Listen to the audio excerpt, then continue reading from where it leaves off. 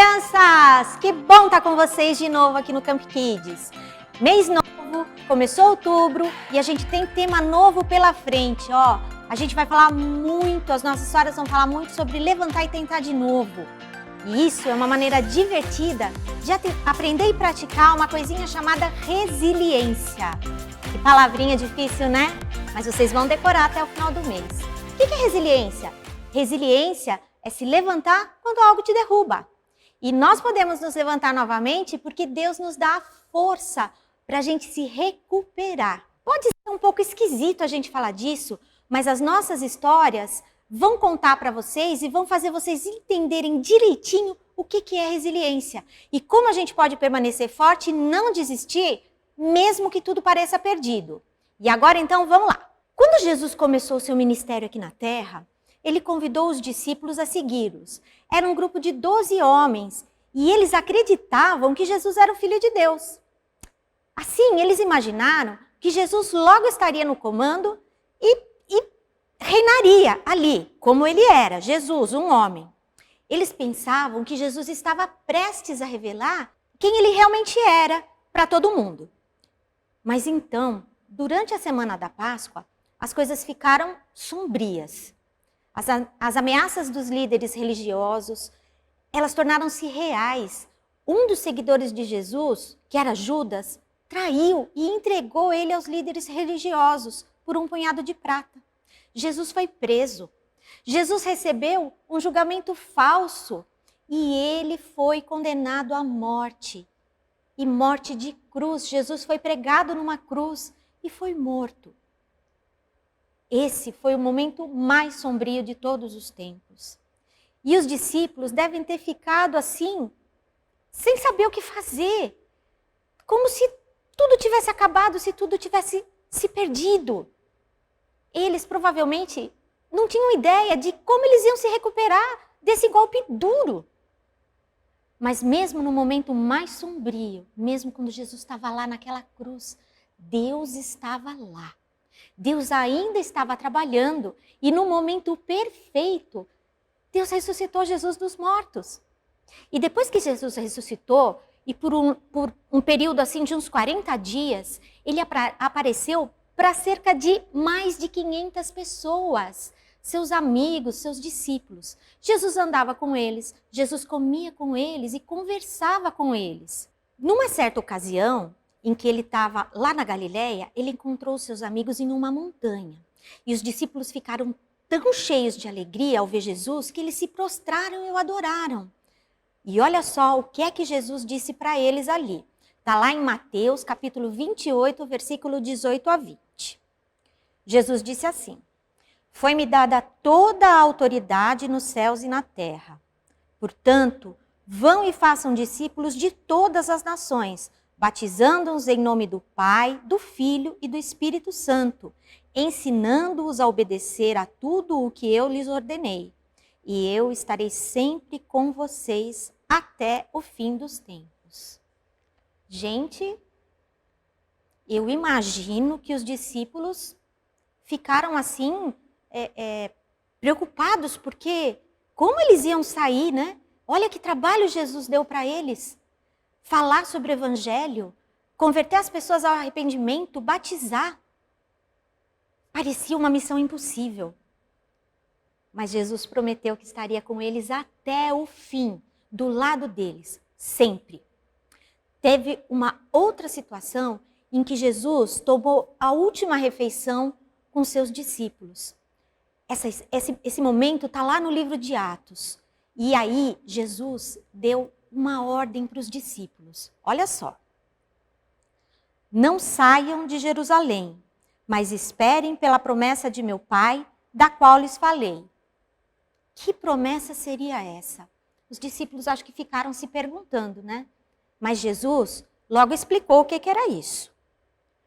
"Mas receberão poder quando o Espírito Santo descer sobre vocês, e serão minhas testemunhas em Jerusalém e em toda a Judéia e Samaria e até os confins da terra." Depois disso, foi a última refeição de Jesus. E depois que ele falou isso, bem diante dos olhos dos discípulos, ali mesmo, Jesus subiu ao céu. Vocês conseguem imaginar Jesus sendo levado ao céu?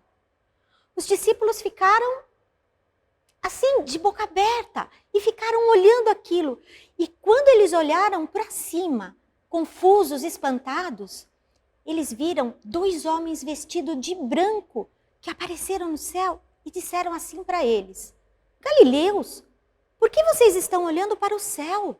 Este mesmo Jesus que dentre vocês foi elevado ao céu, voltará da mesma forma como viram subir. Gente, que história é essa, né? Os amigos de Jesus ficaram cheios de perguntas, eles ficaram confusos. Jesus tinha ido embora, tinha ido para o céu e deixou eles com um trabalho imenso a fazer, para que eles pregassem o evangelho para o mundo inteiro, falassem sobre Jesus, levassem as pessoas a arrependimento e batizassem as pessoas. Mas eles precisavam esperar a promessa se cumprir, né? Que eles não sabiam a hora. Mas não demorou muito, não. Todos os cristãos estavam reunidos em um lugar para o dia de Pentecostes. Enquanto eles estavam sentados dentro de uma casa, de repente o som de um vento enorme entrou na sala. As cabeças dos cristãos, de todas as pessoas que estavam ali naquela sala, inclusive os discípulos, receberam o Espírito Santo. Ele veio repousar sobre a cabeça daquelas pessoas, como se fossem línguas de fogo. E eles receberam outras línguas para se comunicar. E à medida que o Espírito Santo os enchia, muitos cristãos eram capazes de falar e entender línguas que não conheciam antes. Olha só, naquele dia, em Jerusalém, Deus enviou o Espírito Santo aos cristãos, exatamente como Jesus havia prometido.